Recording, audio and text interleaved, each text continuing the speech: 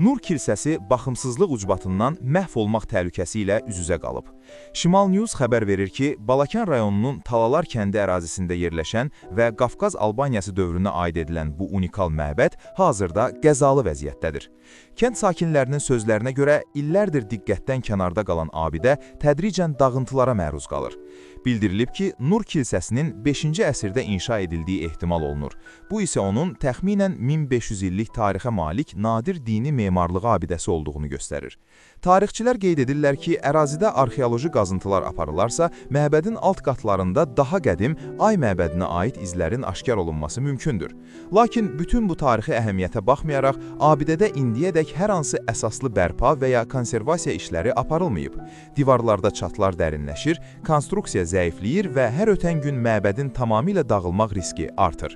Sakinlər məsul qurumlara müraciət edərək bildirirlər ki, belə nadir irs nümunəsinin qorunmaması anlaşılmazdır. Onların sözlərinə görə vaxtında müdaxilə edilməzsə, bu tarixi abidə yaxın illərdə tamamilə yox ola bilər.